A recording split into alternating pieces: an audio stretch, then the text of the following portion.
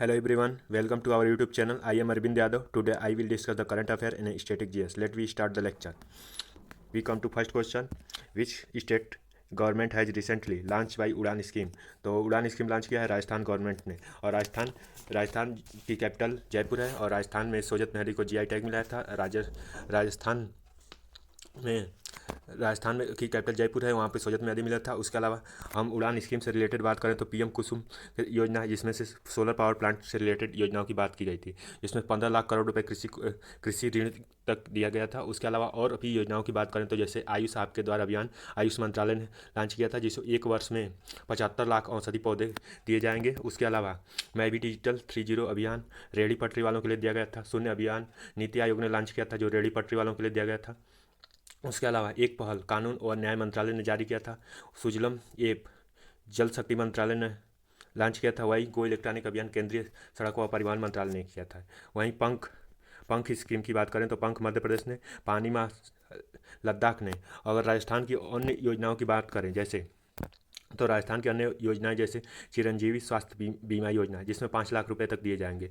वहीं Indira Gandhi credit card योजना शुरू हुई थी। उसके बाद राजस्थान में मुख्यमंत्री अनुप्रीति कोचिंग सेंटर, जो 50,000 तक बच्चों को फीस पे करने के लिए गवर्नमेंट की स्कीम थी। उसके अलावा राजस्थान की अनदर स्कीम मुख्यमंत्री किसान मित्र योजना।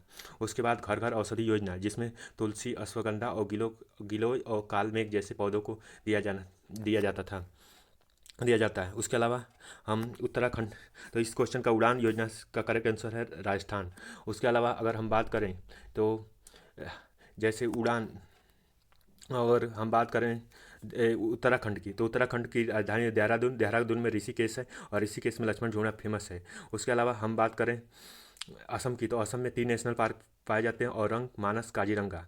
उसके बाद कान्हा, पन्ना, सतपुड़ा, जो मध्य प्रदेश में पाए जाते हैं। वहीं तमिलनाडु की बात करें तो तमिलनाडु में अन्नामलाई टाइगर रिजर्व और मुदुमलाई टाइगर रिजर्व पाए जाते हैं। वहीं बिहार की बात करें तो वाल्मीकि टाइगर रिजर्व पाया जाता है। वहीं महाराष्ट्र की बात करें तो पेंच टाइगर रिजर्व पाया जाता है। यूपी की बात करें तो यूपी में दुधवा टाइगर पार्क पाया जाता है। वहीं केरल में पराविकुलम टाइगर रिजर्व। अगर मध्य प्रदेश की बात करें तो मध्य प्रदेश में 526 टाइगर पाए जाते हैं। वहीं कर्नाटका में 524 टाइगर, वहीं उत्तराखंड में 442 टाइगर पाए जाते हैं, 442। तो उड़ान योजना जो कि कृषि से रिलेटेड है और राजस्थान गवर्नमेंट ने लॉन्च किया था। आते हैं नेक्स्ट क्वेश्चन। और उड़ान वर्ड से एक और स्कीम आती है जो कि सेंट्रल गवर्नमेंट द्वारा लॉन्च की गई थी 2000 अप्रैल 27 अप्रैल 2017 को, जिसमें कहा गया था कि हवाई चप्पल पहनने वाला भी चलेगा हवाई जहाज़ से। और ये इस योजना का था कि उड़े देश का आम नागरिक, और इसमें गवर्नमेंट के 50% सब्सिडी सीटों को दिया गया था। उसके अलावा 2500 सीट पर हावर के हिसाब से दिया गया था। और जो airport authority civil aviation ministry के अंदर आती है, और national civil aviation policy on anvil 2060 के अंदर आती है। इसको लॉन्च कौन किया था? तो प्राइम मिनिस्टर नरेंद्र मोदी ने किया था, जो कि शिमला में किए थे, और 27 अप्रैल 2017 को। Let we move to next another question. NCRB के नए महानिदेशक कौन है? तो इसके नए महानिदेशक हैं विवेक गोगिया। तो विवेक गोगिया के बारे में बात करते हैं। तो विवेक गोगिया जो कि एनसीआरबी के नए न्यू डायरेक्टर बने हुए हैं। उसके अलावा और स्कीम की और एजेंसी की बात करें जैसे राके, तो राके सामंत कुमार गोयल हैं। वहीं एसबीआई की बात करें तो दिनेश कुमार खर्रे हैं। वहीं प्रथम लोकपाल पिनाकी चंद्र घोष बने थे। वहीं रक्षा सचिव अजय कुमार बने थे। 15वें वित्त आयोग 15 वित्त आयोग हैं एन के सिंह। 21 विधि आयोग थे BS चौहान। और उसके अलावा नेक्स्ट और नियुक्तियों की बात करें तो जैसे इसरो के सिवान हैं, DRDO के सतीश रेड्डी हैं। मुख्य वैज्ञानिक सलाहकार की बात करें तो विजयन गोयल हैं। उसके बाद IB यानी इंटेलिजेंस ब्यूरो की बात करें तो उसके अरविंद कुमार हैं। इस तरह से सारी नियुक्तियाँ हैं। तो इस क्वेश्चन का करेक्ट आंसर है विवेक कुमार गोगिया, जो एनसीआरबी के न्यू डायरेक्टर बने हैं। अब आते हैं नेक्स्ट क्वेश्चन पे। गैब्रियल बोरिक किस देश के युवा राष्ट्रपति बने हैं? तो गैब्रियल बोरिक जो कि प्रेसिडेंट बने हैं, तो ये पेरू के बने हैं। और जैसे अगर और नियुक्तियों की बात करें तो म्यांमार की कैपिटल है नापीदेव यानी और करेंसी है म्यांमार का। तो वही ईरान की बात करें तो ईरान की कैपिटल है तेहरान और मुद्रा है ईरानी रियाल और वहाँ के प्रेसिडेंट हैं इब्राहिम रईसी। अनदर नियुक्ति की बात करें तो स्मृति पिया जो फेसबुक की शिकायत अधिकारी हैं और फेसबुक की स्थापना हुई थी 4 फरवरी 2004 को। फेसबुक का नाम चेंज हो गया है जिसका नाम मेटा हो गया है। वहीं ट्विटर की बात करें तो ट्विटर के शिकायत अधिकारी है विनय प्रकाश, व्हाट्सएप के परेश वी लाल और एसडीजी यानी सस्टेनेबल डेवलपमेंट गोल के महाधिवक्ता कैलाश सत्यार्थी हैं। वहीं United nation general assembly UNGA के जनरल असेंबली के 76 प्रेसिडेंट हैं अब्दुल शाहिद जो मालदीव से हैं। मालदीव की राजधानी माले है और वहाँ पर ग्रेटर माले प्रोजेक्ट चलता है। और उसके अलावा हम बात करें जापान की तो जापान के प्रेसिडेंट हैं फूमियोतो किशिदा और जापान की कैपिटल है टोक्यो और जापान की करेंसी है जापानी येन। तो मूव करते हैं नेक्स्ट क्वेश्चन पे और बात करते हैं इंडिया इंडिजेंस लीगेंसी ऑफ वेलनेस नामक पुस्तक किसने लिखी थी। तो इंडिया एंशिएंट लीजेंसी एंड वेलनेस नामक पुस्तक लिखी थी डॉक्टर रेखा चौधरी ने। अगर और बुकों की बात करें तो the race of my life यानी मिल्खा सिंह की बुक थी। उसके बाद बात करते हैं a rude life the memoir यानी वीर संघवी की बुक थी। उसके अलावा back to the root Tamannaah Bhatia and Luke की निहिटो की बुक थी। उसके अलावा अनदर बुक की बात करते हैं तो human right and terrorism in India Subramanian Swamy की बुक थी। वहीं नेक्स्ट बुक की बात करते हैं तो leopard diary and rosette in India Sanjay Gubbi की बुक थी। वहीं बालाकोट एयर स्ट्राइक मनन भट्ट की बुक थी। नेक्स्ट बुक की बात करते हैं how to earth get beauty Sudha Murty की बुक थी। उसके अलावा how to earth get beauty जो सुधा मूर्ति की बुक थी। और अनदर बुक की बात करें N ideal world Kripal Basu की बुक थी। अमिताभ घोष की बुक थी। उसके बाद इकोनॉमिक्स क्रांति जयदीप राव की थी। India the story Bimal Jalan की बुक थी। तो इस क्वेश्चन का करेक्ट आंसर है इंडिया इंडिजियंस लीगेंसी ऑफ द वेलनेस की करेक्ट डॉक्टर रेखा चौधरी हैं। और फिर से अगर हम रिपीट करते हैं तो India the story Bimal Jalan की बुक है। इकोनॉमिक्स क्रांति जयतीर्थ राव की है। कपिल शर्मा स्टोरी अमिताभ घोष की है। An ideal world Kripal Basu की बुक है। How to earth get beauty Sudha Murty की बुक है। उसके बाद बालाकोट एयर स्ट्राइक मनन भट्ट की बुक है। Let we move to another question who has taken the flag officer commanding in Karnataka naval area. तो कर्नाटका नवल एरिया के फ्लैग ऑफिसर हैं अतुल आनंद। और अतुल आनंद उसके अलावा और भी अगर नियुक्तियों की बात करें तो सीवीसी यानी केंद्रीय सतर्कता आयोग सुरेश एन पटेल हैं। वहीं भारतीय वायुसेना के अध्यक्ष हैं विवेक राम चौधरी। और वहीं मनसुख मांडविया की बात करें तो टीबी पार्टनरशिप प्रोग्राम के अध्यक्ष बने हुए हैं। वहीं आईटीबीपी की बात करें तो आईटीबीपी के संजय अरोड़ा बने हुए हैं। वहीं सिडवी की बात करें सिडवी की बात करें तो सिडवी की बात है यम रमन। वहीं सीआरपीएफ के नए अध्यक्ष बने हैं कुलदीप सिंह। तो आते हैं नेक्स्ट क्वेश्चन पे BBC sport personality of the year 2021 का पुरस्कार किसने जीता। तो एमा रामाकानु को BBC sport personality of award दिया गया था। वही ऋषभ पंत एक क्रिकेटर है, विराट कोहली एक क्रिकेटर है और तो इसका करेक्ट आंसर यही है।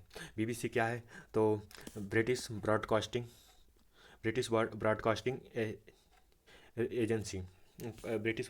एजेंसी। उसके अलावा आते हैं नेक्स्ट क्वेश्चन पे how many medal India one the Commonwealth in weight lifting championship इन 2021। तो कॉमनवेल्थ क्या है जिसमें ब्रिटिश गवर्नमेंट के अधीन जितने भी कंट्री हुए थे उसमें राष्ट्रमंडल व देशों का एक ग्रुप है। उसमें भारत ने कितने मेडल जीते तो 16 मेडल भारत ने जीता।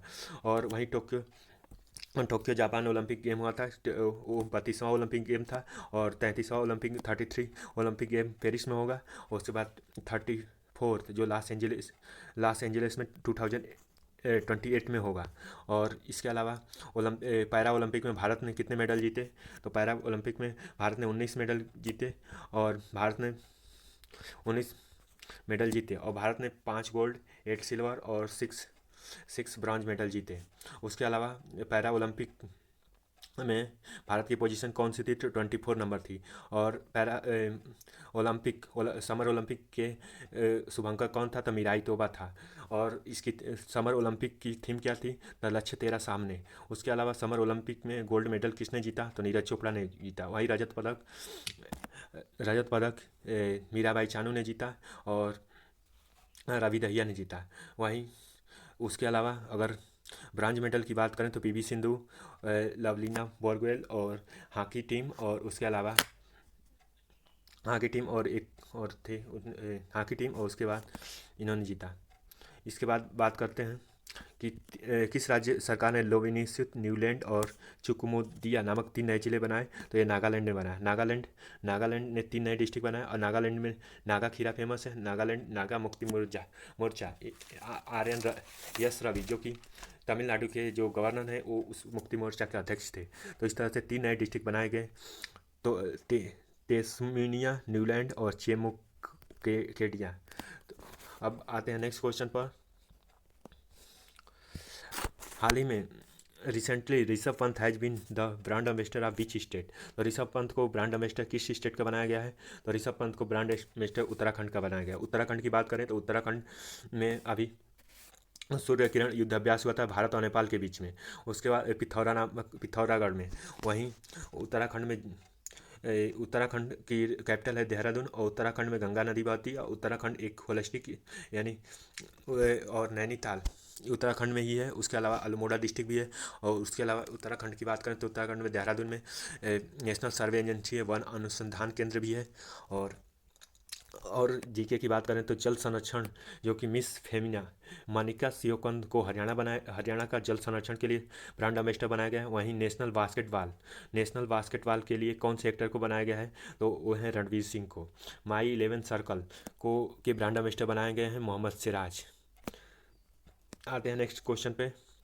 न्यायमूर्ति एन वी रमन्ना किस अंतर्राष्ट्रीय संस्था केंद्र का उद्घाटन किए? तो एन वी रमन्ना ने तेलंगाना गवर्नमेंट के मध्यस्थता केंद्र के उद्घाटन किया।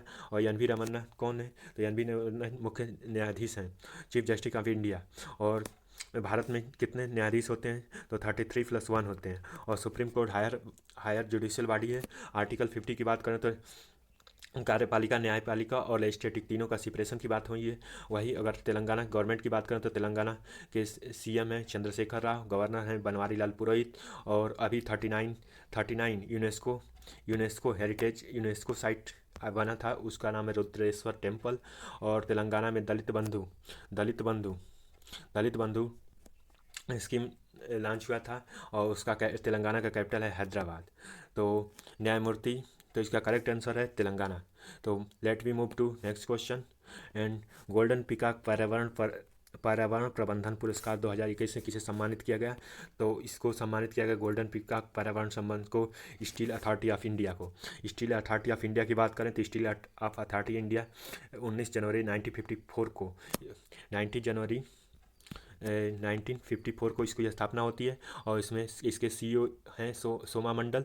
और इसके अलावा और भी पुरस्कारों की बात करें तो कुकुओका ग्रैंड स्लैम, जो कि पी साईनाथ ने जीता। वही humble would reserve Kaushik Basu ने जीता। वही ब्रह्मानंद अवार्ड आनंद कुमार, जो कि सुपर 30 के फाउंडर, उन्होंने जीता।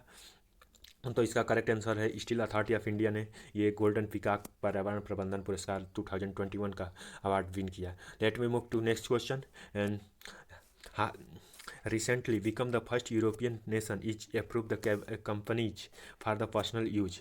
तो रिसेंटली जो कि भांग को पर्सनल यूज की मंजूरी किसने दी? तो ये माल्टा ने दी। और उसके अलावा हम बात करें जैसे भारत में जीआई टैग होता है। भारत में भारतीय जैसे तंबाकू अनुसंधान की बात करें, भारतीय तंबाकू अनुसंधान कहाँ पे है? तो राजमुंद्री में है। वहीं भारतीय चावल अनुसंधान केंद्र कटक में है। भारतीय आलू अनुसंधान केंद्र है शिमला में। भारतीय दलहन अनुसंधान केंद्र कानपुर में है। भारतीय कृषि संस्थान दिल्ली में है। वही इंटरनेशनल फूड ऑर्गेनाइजेशन का हेडक्वार्टर कहाँ पे है? तो रोम इटली में है। वहीं अगर बात करें कैपिटल की तो जर्मनी की कैपिटल कहाँ है? तो जर्मनी की कैपिटल है बर्लिन। और फ्रांस की कैपिटल है पेरिस। और 2024 में पेरिस में ही 33 ओलंपिक गेम का आयोजन किया गया था। और वाराणसी बात करें और भी स्कीम की तो रुद्राक्ष टेम्पल, रुद्राक्ष कन्वेंशन सेंटर जो कि वाराणसी में बना था। उसके अलावा बात करें हाइड्रोजन सेल फ्यूल जो कि साउथ अफ्रीका में बना था। तो भांग की ऑफिशियली भांग की मंजूरी कहाँ मिली, तो माल्टा कंट्री ने दिया था। उसके अलावा अब बात करते हैं जोमेटो सूप को सांस्कृतिक विरासत की सूची में दिया गया था। तो Zomato soup is the country has been declare cultural heritage of UNESCO recently. तो ये किसने किया था, तो जोमेटो सूप को हैती ने किया था। तो अब बात करते हैं यूनेस्को का हेडक्वार्टर है पेरिस। यूनेस्को का फुल फॉर्म है united nation education scientific culture organisation. और जीआई टैग की बात करें तो सोजत मेहंदी राजस्थान की, गुच्ची मशरूम जम्मू कश्मीर की। अगर वर्ल्ड के रचनात्मक शहरों की बात करें तो श्रीनगर आता है। चाको हावा चावल जो कि मणिपुर का जीआई टैग है। गोरखपुर में टेराकोटा पाया जाता है। उसके बाद राजस्थान में सोजत मेहंदी पाई जाती है। वहीं बिहार का लीची और मधुबनी पेंटिंग फेमस है। वहीं महाराष्ट्र का जलगांव केला फेमस है। अब बात करते हैं नेक्स्ट क्वेश्चन पे। और नेक्स्ट क्वेश्चन है कि नेशनल मैथमेटिक डे सेलिब्रेट किया जाता है 22 दिसंबर को। और नेशनल मैथमेटिक डे 22 दिसंबर को सेलिब्रेट किया गया था। और ये बर्थ एनिवर्सरी है महान साइंटिस्ट श्री रामानुजम की। और श्री रामानुजम जो कि 1500 मैथ के फार्मूले दिए थे। उसके अलावा मैथ में इनका अतुलनीय कंट्रीब्यूशन था। और इन्होंने 31 साल की एज में इनका निधन हो गया। फिर भी इन्होंने 3500 से ज़्यादा फार्मूले दिए। और 22 दिसंबर 1887 को इनका जन्म हुआ था। उसके अलावा और डे की बात करें तो 18 जून को पड़ता है एस्ट्रोटिक फ्राइडे डे। उसके बाद 20 जून को बात करें तो रिफ्यूजी डे पड़ता है। उसके अलावा 25 दिसंबर को सुशासन दिवस या अटल बिहारी वाजपेयी जी की जयंती और क्रिसमस डे मनाया जाता है। वहीं 26 दिसंबर की बात करें तो टूरिस्ट डे पाया जाता है। वही 4 दिसंबर की बात करें 4 दिसंबर की तो नेवी डे, 4 दिसंबर को नेवी डे। 8 दिसंबर को पनडुब्बी दिवस। 23 दिसंबर को कृषि दिवस। उसके अलावा 1 दिसंबर को कंप्यूटर दिवस। 2 दिवस को कंप्यूटर साक्षरता दिवस। 2 से 3 दिसंबर को भोपाल गैस त्रासदी हुई थी। उसके अलावा 1 दिसंबर को एड्स दिवस। उसके अलावा 8 दिसंबर को पनडुब्बी दिवस। इस तरह से सारे डे सेलिब्रेट किए जाते हैं। अगर अगले मंथ की बात करें तो 12 12 जनवरी को युवा दिवस मनाया जाता है जो स्वामी विवेकानंद की जयंती पर होता है। वही 9 दिसंबर को प्रवासी दिवस मनाया जाता है क्योंकि 9 दिसंबर 2015 को महात्मा गांधी भारत आए थे, इसलिए प्रवासी दिवस के नाम से मनाया जाता है। वहीं 25 जनवरी को वोटर डे से सेलिब्रेट किया जाता है। वहीं 23 जनवरी को विश्व पराक्रम दिवस स्वामी सुभाष चंद्र बोस की जयंती को पराक्रम दिवस के नाम से मनाया जाता है। वहीं युवा दिवस 12 जनवरी को युवा दिवस के रूप में मनाया जाता है स्वामी विवेकानंद की जयंती पर। उसके बाद अलावा हम बात करें तो 5 जून को पर्यावरण दिवस मनाया जाता है। उसके अलावा 22 अप्रैल को अर्थ डे मनाया जाता है। 22 मार्च को जल दिवस मनाया जाता है। अब हम बात करते हैं, अब हमारा स्टैटिक पोर्शन शुरू हो गया। तो स्टैटिक पोर्शन में हम डिस्कस करेंगे स्टैटिक के कुछ क्वेश्चन को। तो static portion, who has consider the informal method of getting the credit financial. तो इसका करेक्ट आंसर हो जाता है सी, यानी गोइंग टू मनी लेंडर। तो गोइंग टू मनी लेंडर के बारे में बात करता है जो कि इनफॉर्मल मेथड से getting the credit and finance की बात करता है। तो गोइंग टू मनी लेंडर की बात आ जाती है। आते हैं नेक्स्ट क्वेश्चन पर। तो money deposit the bank that can be withdraw and present the fix period it time is known as ए।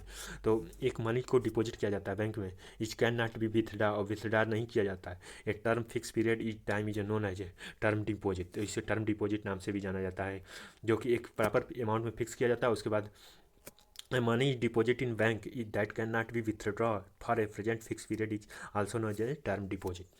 उसके अलावा हम बात करते हैं नेक्स्ट क्वेश्चन की, which is the following regular to credit rating agency of India. तो rating agency कौन सी है, तो ये सेबी है। अगर हम बात करें आरबीआई की, तो आरबीआई की फाउंडेशन हुई थी 1935 में। इसका पहला हेडक्वार्टर बना था कोलकाता में, और उसके बाद 1937 में हेडक्वार्टर शिफ्ट करके मुंबई कर दिया गया था। उसके बाद 1934 आरबीआई एक्ट आता है। उसके बाद 1935 में गवर्नमेंट ऑफ इंडिया एक्ट आता है, और आरबीआई 1 रुपये और सिक्कों को छोड़कर बाकी नोट इशू करता है। तो 1 रुपये का नोट कौन इशू करता है? तो ये फाइनेंस मिनिस्ट्री करता है। उस पर 1 रुपये के नोट पर किसका सिग्नेचर होता है? तो फाइनेंस सेक्रेटरी का। जबकि बाकी नोटों पर किसका सिग्नेचर होता है? तो गवर्नर का होता है, आरबीआई गवर्नर का। और आरबीआई कभी भी नोट छापने के लिए 200 करोड़ रुपए रिजर्व रखती है, और इसमें से 85 और 115 का, तो 85 करोड़ रुपए फॉरेन करेंसी होती है, और 115 करोड़ रुपए गोल्ड का एक्स्ट्रा अमाउंट करती है। वही एसबीआई की बात करें तो एसबीआई की पहले 3 प्रेसिडेंसी थी, बंगाल, मद्रास और कोलकाता। उनमें के 3 बैंक थे, उसको मर्ज करके 1921 में इम्पेरिकल बैंक बनाया गया था। इम्पेरिकल बैंक को मिक्स करके 1 जुलाई 1955 1 जुलाई 1955 को एसबीआई बैंक की फाउंडेशन हुआ था। उसके अलावा आते हैं नेक्स्ट क्वेश्चन पर। The interest rate in RBI land in commercially bank, interest rate in commercially maintain the liquidity is known as a. तो लिक्विडिटी को नोन जाना जाता है, तो इसको interest RBI lead the short term and maintain the liquidity is also known as. तो interest rate, repo rate, reverse repo rate, bank rate और all of these. तो all of these is correct answer. अब बात करते हैं interest rate. तो जो customer bank में डिपॉजिट करता है, उस पर जो ब्याज मिलता है उसे इंटरेस्ट रेट नाम से जानता है। रेपो रेट क्या होता है? तो आरबीआई बैंक, तो आरबीआई अगर लोन बैंक को दे तो उसे रेपो रेट के नाम से जाना जाता है। तो और अगर यह प्रोसेस उल्टा हो कि बैंक लोन दे आरबीआई को, तो उसे रिवर्स रेपो रेट से नाम से जाना जाता है। बैंक रेट पर देता है तो बैंक अप्लाइड होता है। उसके बाद हम बात करें आरबीआई के लोगो पर, तो आरबीआई का लोगो एक टाइगर होता है और पीछे पाल्म का ट्री होता है। ये आरबीआई का लोगो होता है। तो इसका करेक्ट आंसर है ई, ऑल ऑफ दीज। आते हैं नेक्स्ट क्वेश्चन पे। Main function of commercial bank can be segregated. तो मेन फंक्शन होता है कमर्शियल बैंक का, तो कमर्शियल बैंक का होता है ये पेमेंट सिस्टम, फाइनेंशियल इंटरमीडिएट और फाइनेंशियल सर्विस, यानी तीनों ABCD तीनों करेक्ट हैं। उसके बाद बात करते हैं नेक्स्ट क्वेश्चन पे। तो नेक्स्ट क्वेश्चन है कि national bank of agriculture and rural development NABARD is stabilise in which year. तो नाबार्ड की स्थापना हुई थी 1982 में। नाबार्ड के बाद बात करें तो 1979 में क्राफ्टकार कमेटी के रिकमेंडेशन पर नाबार्ड की, उसके बाद क्राफ्टकार ने सजेस्ट किया था। उसके बाद शिवरमन कमेटी ने इसकी मीटिंग की थी, और ये 5 ईयर प्लान में बना था। और इसका करेक्ट आंसर 1982 में बना था। उस समय इंदिरा गांधी भारत की प्राइम मिनिस्टर थी। और नाबार्ड बैंक रेगुलेट करता है एग्रीकल्चर से रिलेटेड इशू को। अब बात करते हैं नेक्स्ट क्वेश्चन की। तो नेशनल लैंग्वेज ऑफ कनाडा की नेशनल लैंग्वेज क्या है? तो कनाडा की नेशनल लैंग्वेज है डच। और जैसे इंग्लिश लैंग्वेज है यूएसए और यूनाइटेड किंगडम की, वहीं फ्रेंच लैंग्वेज है फ्रांस की। उर्दू लैंग्वेज है पाकिस्तान, यूएई या गल्फ कंट्रीज की भाषा होती है। वही हिंदी इंडिया की भाषा है। तो कनाडा की नेशनल लैंग्वेज है Dutch. Let me move to next question. What is the national animal of Pakistan. तो पाकिस्तान का नेशनल एनिमल क्या है? तो माराखोर है। माराखोर ऐसे दिखता है। तो माराखोर जो पाकिस्तान का नेशनल एनिमल है। वहीं पिकॉक की बात करें तो ये नेशनल बर्ड इंडिया का है। वहीं टाइगर की बात करें तो टाइगर भारत का नेशनल पशु है। अब भारत में टाइगर कितने हैं? तो एमपी में अगर बात करें तो 526 हैं, जो कि हाईएस्ट है। उसके बाद कर्नाटका में 524 हैं। उसके बाद उत्तराखंड में 444 हैं। भारत में टोटल 2600 के करीब टाइगर हैं। उसके अलावा भारत का नेशनल पशु टाइगर ही है। और आते हैं नेक्स्ट क्वेश्चन पे। What is a native country of Brazil का नेटिव कंट्री कौन सा है? तो नॉर्थ अमेरिका है। और यूरोप एक अलग उसके बाद करेंसी ऑफ कतर। तो कतर की करेंसी क्या है? तो कतर की करेंसी है रियाल। और पाउंड करेंसी है यूनाइटेड किंगडम की। यूरो करेंसी है यूरोप की। येन करेंसी है जापान की, और जापानी येन भी बोलते हैं। उसके बाद पाउंड नहीं होता है। उसके बाद डॉलर यूएसए की करेंसी है। और जैसे कतर की करेंसी रियाल है। उसके बाद पाउंड पाउंड यूरोपियन कंट्री की है। येन जापान की है। डॉलर यूएस की करेंसी है। अब मूव करते हैं next. Ancient Egypt house is built of. तो एंशियंट जो इजिप्ट हाउस थे वो किसके बने थे? तो ये मड के बने हुए होते थे। उसके बाद मिस्र फेमस है, इजिप्ट मतलब मिस्र ही होता है, तो मिस्र में फेमस है स्वेज नहर। मिस्र के मेन सोर्स ऑफ इनकम क्या है, तो स्वेज कैनाल कहाँ से जोड़ती है, लाल सागर से भूमध्य सागर तक। और उसके बाद स्टील क्या होता है, तो स्टील कार्बन कंटेंट और मॉडर्न स्ट्रक्चर के लिए होता है। कंक्रीट क्या होता है, तो कंक्रीट सीमेंट सैंड एग्रीगेट का मिक्सचर होता है, और इससे घर प्रेजेंट टाइम में बनाए जाते हैं, मॉडर्न टाइम में। तो एंशियंट टाइम में मड से ही वाटर बनाए जाते थे। कॉमन ड्रिंक ऑफ यूरोप, तो यूरोप का कॉमन ड्रिंक क्या है, तो यूरोप का कॉमन ड्रिंक है बियर। तो लिस्ट ऐसे list match the list one and list two is from the Kadamba dynasty. Kadamba dynasty कहाँ से रिलेट करती है, तो कदम्बा डायनेस्टी कर्नाटका से रिलेट करती है। उसके बाद खारवेल, खारवेल कहाँ से करती है, तो उड़ीसा से करती है। उसके बाद चालुक्य डायनेस्टी जो कि गुजरात से आती है। उसके बाद पाल वंश बंगाल से आता है। तो इसका करेक्ट आंसर हो जाता है 2 2 1 2 1 4 3, यानी डी ऑप्शन इसका करेक्ट हो जाता है। यानी एक बार फिर से रिपीट कर रहे हैं, कदम्बा डायनेस्टी कर्नाटका में, खारवेल डायनेस्टी उड़ीसा में, चालुक्य डायनेस्टी गुजरात में, पाल वंश बंगाल में। तो इसका करेक्ट आंसर है डी। आते हैं नेक्स्ट क्वेश्चन पे। महाजनपद और कैपिटल। तो महाजनपद मत्स्य कैपिटल कहाँ पे है, तो वत्स है। इस उसके बाद अस अस अमा के कैपिटल कहाँ पे है, अमा के कैपिटल है जो पटना में। उसके बाद अनगा अनगा अंग कैपिटल है चंपा में। और उसके बाद चेदी कैपिटल है फोर्थ। तो इसका करेक्ट आंसर हो जाता है फर्स्ट ए का दूसरा, और उसके तो इसका बी ऑप्शन सही हो जाता है। आते हैं नेक्स्ट क्वेश्चन पे। और arrange the following mahajanapada to east, west to east, यानी वेस्ट से ईस्ट करना है। वेस्ट से ईस्ट कौन है, तो पहले हमारा आता है अवंती। अवंती उसके बाद आता है फिर, तो पहले अवंती आता है, फिर उसके बाद अवंती के बाद मत मत्स्य आता है। उसके बाद कौशल आता है। उसके बाद मगध आता है। तो इस तरह से वेस्ट टू ईस्ट हो जाता है। तो यानी इसका करेक्ट आंसर है B. Which is the correct answer of following code in below. तो अरेंज करना है जो कि, और प्रद्योता होता है, प्रद्योता यानी कौशल, प्रद्योता कौशल होता है। उदयन मगध से होता है। प्रसेनजीत कहाँ से होता है, प्रसेनजीत अवंती से होता है। प्रसेनजीत अवंती से। और उसके बाद अजात शत्रु वत्स से। तो इसका करेक्ट आंसर है ए, सी ऑप्शन इज करेक्ट है। तो इस तरह से सारे क्वेश्चन मैच हो गए। उसके बाद आते हैं, तो thank you for watching this video. तो एक बार फिर से हम रिपीट कर देते हैं अपने क्वेश्चनों को। जैसे कि हमें पता है कि भारत के नए उच्चायुक्त बने हुए हैं योगेश्वर संगवाना पुरुगवेल से, मनु महावर मालदीव से, हरीश पार्थवानी जर्मनी से, और यश बांस। तो उड़ान स्कीम क्या थी, तो उड़ान स्कीम जो कि उड़ान स्कीम का राजस्थान आंसर था। उसके बाद हम बात करते हैं नेक्स्ट क्वेश्चन की। तो उड़ान स्कीम एक एयरपोर्ट से भी रिलेटेड थे। उसके बाद हाल ही में एनसीबी के महानिदेशक थे विवेक गोगरिया। उसके बाद गोब्रियल बोरी किस देश के थे, तो ये पेरू के थे। उसके बाद बात करते हैं कि इंडियाज इंडिविजुअल लेगेसी किसकी बुक थी, तो डॉक्टर रेखा चौधरी की बुक थी। उसके बाद फ्लैग कमांडिंग ऑफिसर कौन थे, तो अतुल आनंद थे। उसके बाद बात करते हैं next question, BBC sport personality of the एका रादुकानु थे। उसके बाद आते हैं नेक्स्ट क्वेश्चन पर, राष्ट्रमंडल भारोत्तोलक चैंपियनशिप में भारत ने कितने मेडल जीते, तो 16 जीते। उसके बाद बात करते हैं तेयनसिक यूएंड और चुमकेतुआ किस के 3 जिले थे, नागालैंड के। उसके बाद नेक्स्ट क्वेश्चन आते हैं ऋषभ पंत किस राज्य के ब्रांड एम्बेसडर बनाए गए थे, उत्तराखंड के बनाए गए हैं। उसके बाद नेक्स्ट क्वेश्चन पाते हैं कि न्यायमूर्ति एन.वी. रमन्ना ने किस राज्य का अंतर्राष्ट्रीय मध्यस्थता केंद्र, तो इसका करेक्ट आंसर तेलंगाना था। उसके बाद गोल्डन पीकॉक अवार्ड पुरस्कार किसने जीता, तो स्टील अथॉरिटी ऑफ इंडिया ने जीता था। उसके बाद भांग को मंजूरी दी थी, तो माल्टा ने दिया था। उसके अलावा माल्टा ने दिया था। उसके अलावा जोमोसुब को सांस्कृतिक विरासत दिया गया था, तो हैती में दिया गया था।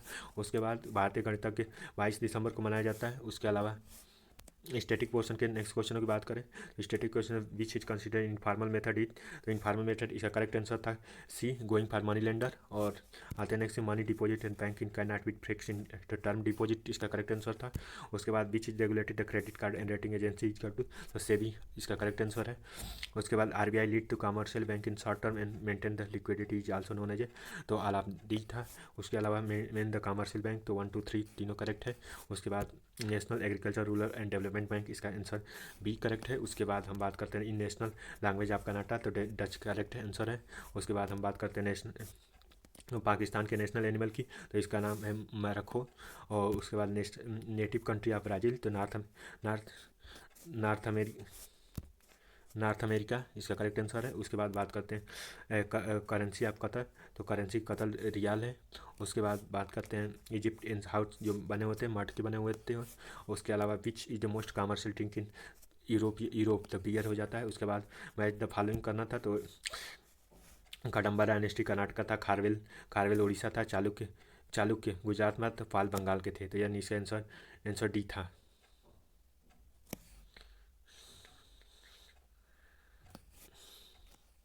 इस तरह से बात करें इस मत्स्य का विराट था। उसके बाद अस्माका का पुंड था, अंक का चंपा था। और उसके बाद चेदी का सुक्तिमती था। तो इस तरह से करेक्ट आंसर हो जाता था बी। बात करते हैं नेक्स्ट क्वेश्चन की, तो इसका करेक्ट आंसर था पहले अवंती बनता था, उसके बाद मत्स्य बनता था, उसके बाद कौशल बनता था, उसके बाद, तो इसका आंसर करेक्ट बी था। उसके अलावा हम बात करते हैं प्रद्योता की बात करें तो जो कि कौशल प्रद्योता का पहला आंसर चौथा था। उसके बाद उदयन का मगध। और उसके बाद प्रसेनजीत का था अवंती। और उसके बाद अजात शत्रु का था वत्स। तो इसका करेक्ट आंसर हो जाता था सी। तो इसी तरह वीडियो खत्म। फिर thank you so much for watching this video. I hope this video अच्छी लगी and have a nice day.